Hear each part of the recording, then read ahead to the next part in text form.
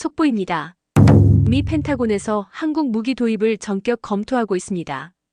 단독 보도에 따르면 카슈미르 전투에서 한국산 K9 자주포가 핵전쟁을 막았다는 분석이 나왔습니다. 불과 16일간의 교전이 세계 군사 판도를 송두리째 뒤흔들었다고 합니다. 나는 그날을 기억합니다. 펜타곤 회의실 한가운데 정적이 가득했던 순간, 한국 무기 도입 검토 중입니다. 그 말을 들은 순간 나는 노트북을 덮었죠. 진심인가요? 누군가 농담이라도 던져주길 바랐지만 회의장은 무겁게 가라앉아 있었습니다. 펜이 멈췄고 숨이 멎었습니다. 그날 회의에서 들었던 그 한 문장이 제 세계를 바꿨다고 해도 과언이 아니에요. 왜냐하면 저 클로이 랜들은 누구보다 한국 무기를 과소평가했던 사람이었으니까요. 단 16일, 카슈미르 산악지대에서 벌어진 전투가 세계 군사 지형을 송두리째 뒤흔들었습니다. 나는 그 데이터를 수집했고 현장을 지켜봤죠. 그리고 이 이야기는 내가 틀렸음을 인정하게 된 순간에서 시작됩니다. 잠깐 이 채널의 구독과 좋아요 버튼 한 번만 눌러주시면 영상 제작에 큰 힘이 됩니다. 제 이름은 클로이 랜들. 나토 전략 분석관으로 일하고 있어요. 국방정보국에서 7년, 나토 본부에서는 3년째 근무 중입니다. 하버드에서 국제정책학을 전공했고 주요 분석 대상은 미국과 유럽 중심의 무기체계였죠. 솔직히 말하면요, 동양 무기에는 큰 기대가 없었어요. 한국, K-팝이나 잘하지, 무기는 좀. 그게 내 솔직한 인상이었습니다. 아시아산 무기 시스템은 저렴하긴 하지만 그만큼 단순하고 위험하다는 편견이 만연했죠.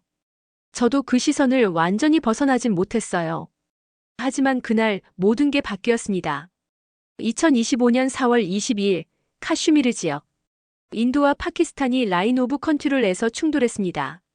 실시간 위성 영상이 나토 상황실 스크린에 띄워졌고 우리 분석팀은 즉각 분석에 착수했어요. 위성 영상 속 현장은 아비규환이었습니다. 산악도시 한복판에서 연기와 불길이 솟구치고 민간인 대피 행렬이 끊이지 않았어요. 하지만 그 사이에 정밀하게 작동하는 포탄 궤적이 있었습니다. 이건 K9이네. 제 옆자리 동료가 말했죠. K9? 처음엔 귀를 의심했어요. 한국산 자주포가 이 첨예한 실전의 선봉에 있다고요? 나는 데이터를 확대했습니다. 화면 속 자주포의 궤적이 마치 줄자로 잰 듯 정확하게 목표 지점을 꿰뚫고 있었어요. 이상했습니다. 고산지대, 안개, 비, 바람. 그 모든 변수가 존재하는데 어떻게 이 정도 정밀 사격이 가능하죠?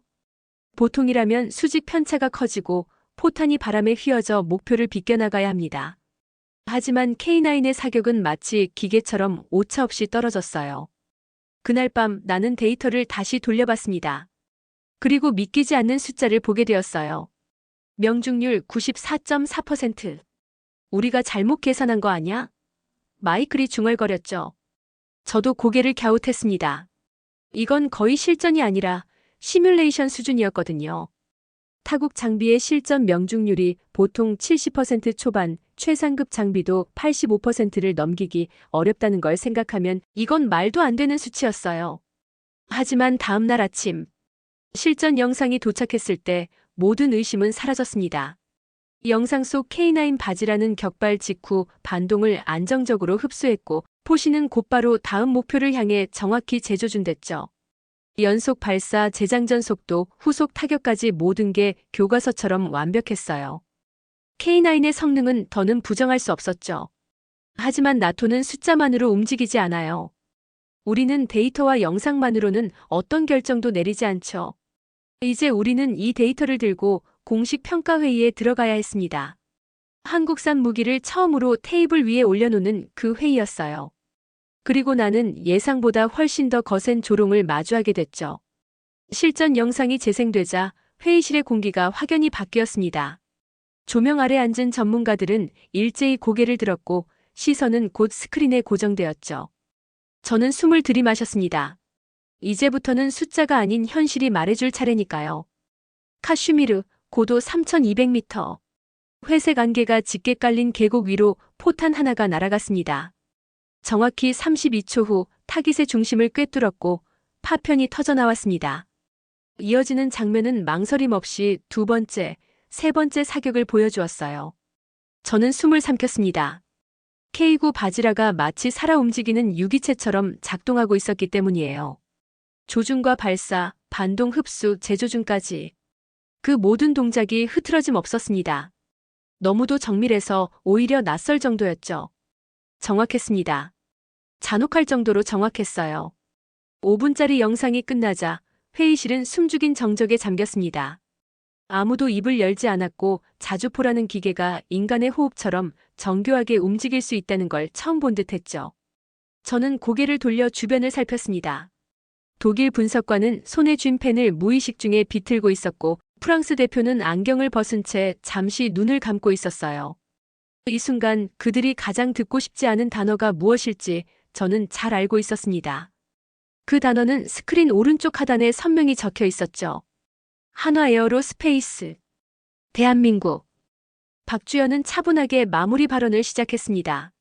실전 명중률 96%, 유지 보수 문제 제로, 자동 사격 통제 시스템의 안정성.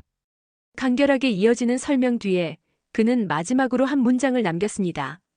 우리는 이 무기를 장비로 설계하지 않았습니다. 전장의 생존율을 바꾸기 위해 존재하게 만들었습니다. 그 말은 선언이자 도전이었죠. 유럽과 미국의 무기 자존심을 정면으로 찌른 말. 하지만 회의실 누구도 반박하지 않았습니다. 반박은 논리로 데이터로 해야 하니까요. 지금 그 논리를 갖고 있는 쪽은 한국이었습니다. 저는 그를 바라보았습니다.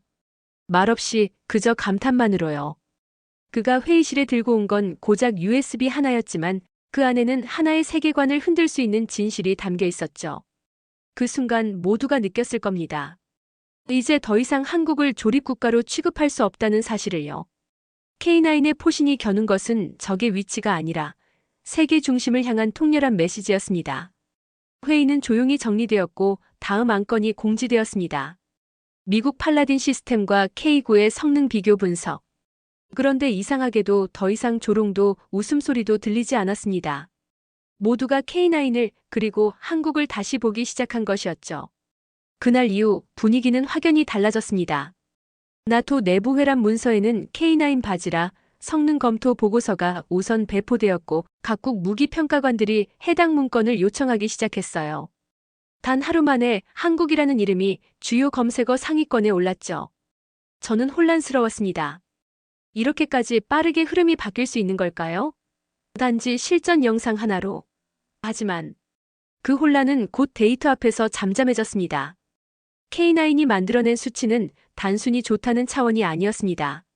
기준 자체를 재정의하고 있었으니까요. 미국의 반응은 민감했습니다. 특히 M109 팔라딘을 중심으로 한 기존 자주포 체계를 고수해온 펜타곤 내부는 그야말로 술렁였어요. 몇몇 보수적인 고위 관계자들은 아직 신중론을 펼쳤지만 젊은 세대 분석가들과 실무진은 달랐습니다. 데이터는 거짓말을 하지 않죠. 그 말은 어느 분석관의 보고서 서두에 실린 문장이었습니다. 그 문장은 펜타곤 전체에 퍼졌고 곧 회의실 안에서도 복도에서도 회자되었어요. 누구도 그 말에 쉽게 반박할 수 없었거든요. 기밀회의에 참여한 어느 날 저는 예상치 못한 요청을 받았습니다. K9 바지라에 대한 나토 공동 분석 보고서를 작성해달라는 공식 제안이었죠. 순간 숨이 막힐 정도로 놀랐습니다. 불과 며칠 전까지만 해도 저는 한국 무기를 논의하는 것 자체를 시간 낭비라고 여겼던 사람이었어요. 하지만 지금 제 손 안에는 전장을 바꾼 정확도의 데이터, 그리고 전통 강국들의 인식을 흔들어 놓은 영상 기록이 있었습니다. 더는 외면할 수 없었어요. 보고서를 작성하는 데에는 3일이 걸렸습니다. 기술 스펙 비교, 유지 보수 비용, 기후 적응성, 전장 반응 속도까지 세세하게 분석했죠. 자료를 정리하면서 저는 점점 더 놀랐습니다. K9이 단지 잘 만든 자주포라는 수준을 넘어 전장 전체의 전략 운용을 바꿔놓을 수 있다는 확신이 들었으니까요. 가장 인상 깊었던 건 이 모든 성능이 극한 조건에서 검증되었다는 점이었습니다. 사막이 아닌 안개와 눈이 섞인 험지. 도심이 아닌 수풀과 협곡이 뒤엉킨 산악지형. 즉 K9이 보여준 건 단순한 기술이 아니라 생존 가능성이었습니다. 그리고 그 기술은 한국에서 나왔습니다. 그 사실이, 그 단어들이 저를 자꾸 생각에 잠기게 했습니다. 이제 미국은 내부적으로 팔라딘의 대체 가능성을 진지하게 검토하고 있었습니다.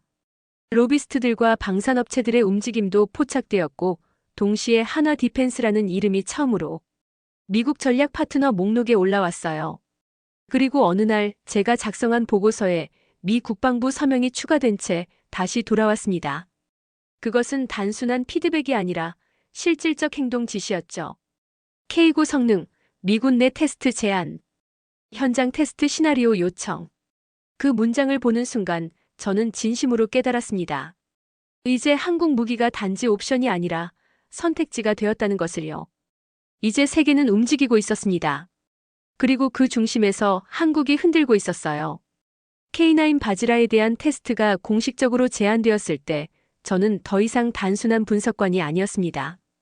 이 무기가 무엇을 가능하게 했는지, 그리고 그 기저에 어떤 철학이 깔려 있는지를 목격한 증인이었어요.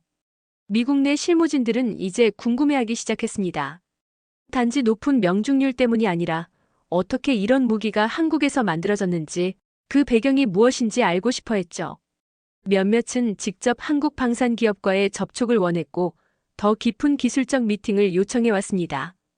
그 흐름 속에서 저는 한화 디펜스의 박주연 전략가와 다시 연결됐습니다. 화상회의는 조용히 시작되었고 그 역시 차분하게 인사를 건넸죠. 저는 망설임 없이 물었습니다. K9은 정확히 어떤 개발 철학을 기반으로 설계된 건가요? 그는 조금의 주저함도 없이 답했습니다. 현장에 서 있는 병사를 중심에 두는 것입니다. 그 문장은 단순했지만 강력했어요. 그리고 그 철학은 이후 그의 설명 속에서 구체적으로 드러났습니다. 모든 설계 기준은 전장의 가장 불리한 조건, 가장 위험한 상황에서 병사의 생존율을 끌어올리는 것에 맞춰져 있었어요. 단지 효율이 아닌 생존. 단지 성능이 아닌 귀환. 박주연은 설명을 이어갔습니다. 디지털 사격 통제 시스템은 10년 전부터 자체 알고리즘으로 개발된 것, 자동장전 장치는 수백 번의 충격 테스트를 거친 결과물이라는 점. 그리고 기계가 아니라 사람의 움직임에 맞춰 설계된 포신 높이와 반동, 흡수 장치까지 하나하나가 현장을 고려한 결과였죠. 그는 말했습니다. 우리는 전쟁을 원하지 않지만 싸우게 될 경우 가장 먼저 끝내야 한다는 원칙을 갖고 있습니다. 그 말이 마음에 남았습니다. 가장 먼저 끝내는 무기. 그것은 파괴력이 아닌 정밀함, 지속력이 아닌 결정력의 철학이었죠. 회의가 끝난 후 저는 분석 보고서의 각 줄을 새로 고쳤습니다. 단순한 수치 비교가 아닌 개발 의도와 철학까지 담은 첫 나토 내 기술 보고서였어요. 며칠 후 펜타곤 기술 분석국의 에이미 브레너가 제게 연락을 해왔습니다. 그녀는 말했습니다. 우리는 지금까지 스펙과 수치에만 집착했어요. 하지만 K9은 스펙을 넘어서잖아요. 사람을 생각한 무기라는 게 느껴져요. 그녀는 곧 회의 일정을 잡았고 박주현과의 심화 인터뷰가 정식으로 요청됐습니다. 한국 측도 이에 적극적이었고 미국 실무진들과 한국 기술진 간의 협의는 매끄럽게 진행됐어요. 그날 밤 저는 사무실에서 늦게까지 남아 있었습니다. 스크린 속에 다시 띄운 것은 첫 영상, 카슈미르 산악지대의 첫 사격 장면이었어요. 지금은 수치보다 그 안의 의미가 더 선명하게 보였어요. 저는 그제서야 실감했습니다. 이건 단지 하나의 무기가 아니었어요. 하나의 문화, 하나의 정신, 하나의 선택이었죠. 전장을 바꾸는 무기가 아니라 전쟁을 끝낼 수 있는 가능성이었습니다. 그리고 그 가능성은 바로 한국에서 왔습니다. 펜타곤은 조용하게 움직였습니다. 외부에 공개하지 않은 채 K9 바지라의 미군 테스트를 준비하기 시작했어요. 공식 명칭은 전술 적응성 실험이었지만 사실상 기존 무기 체계와의 비교 실험이었습니다. 첫 테스트는 애리조나 사막지대에서 진행됐습니다. 저는 참관단 일원으로 현장을 동행하게 되었고 그날의 태양은 강렬했지만 제 마음은 그보다 더 뜨거웠습니다.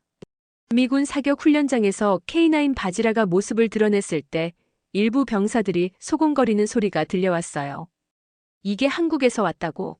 진짜 실전에서 저 정도였다고. 테스트는 오전 9시에 시작됐고 조건은 미군이 자랑하는 M109A7 팔라딘과 동일하게 설정됐습니다. 각기 다른 거리, 이동 표적, 바람과 열에 의한 오차까지 정밀하게 통제되었죠. 첫 포탄이 발사되는 순간 공기가 갈라졌습니다.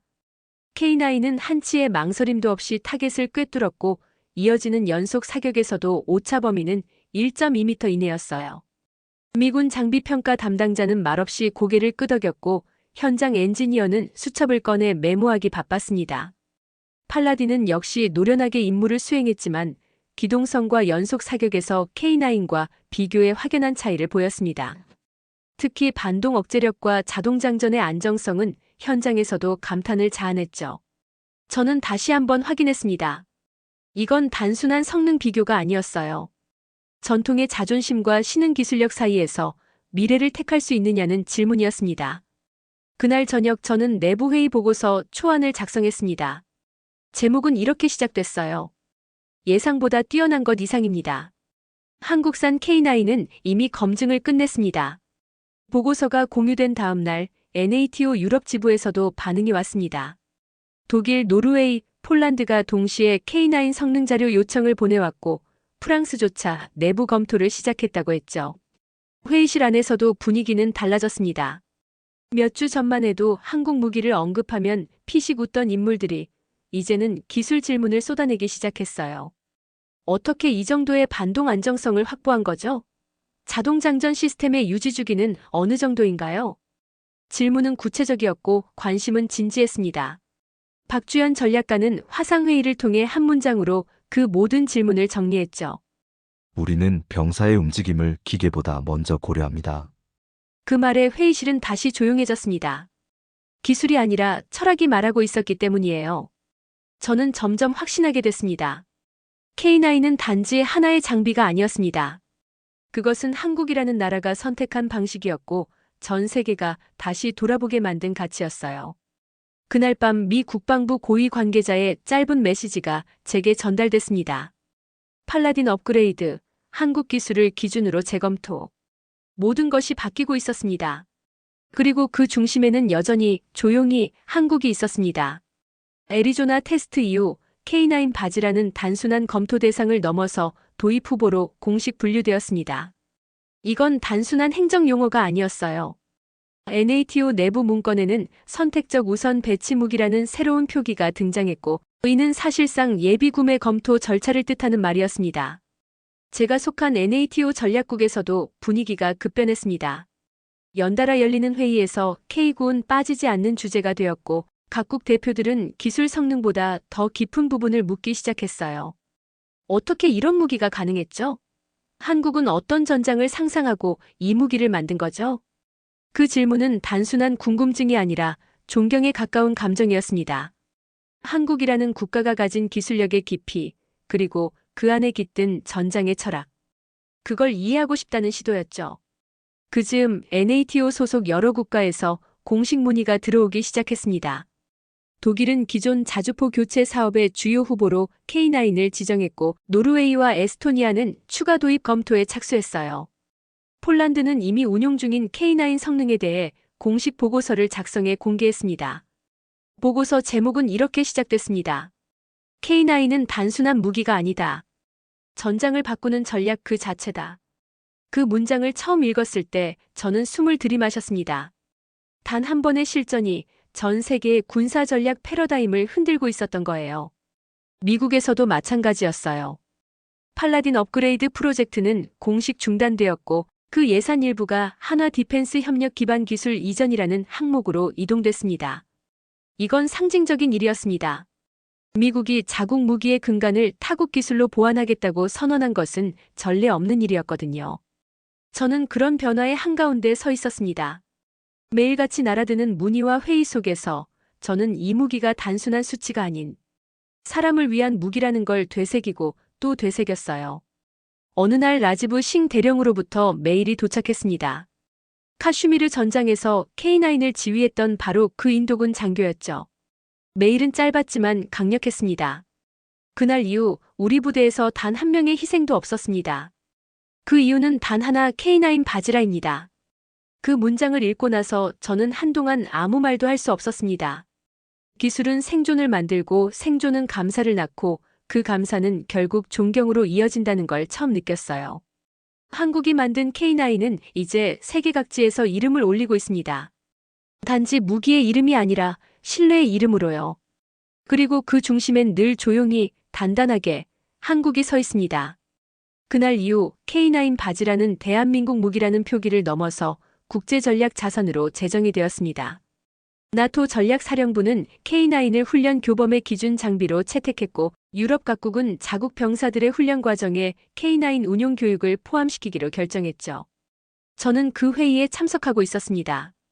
수많은 장성들 사이에서 누군가 조용히 말했어요. 이 무기에는 철학이 있다. 누구도 반박하지 않았습니다. 사실이었으니까요.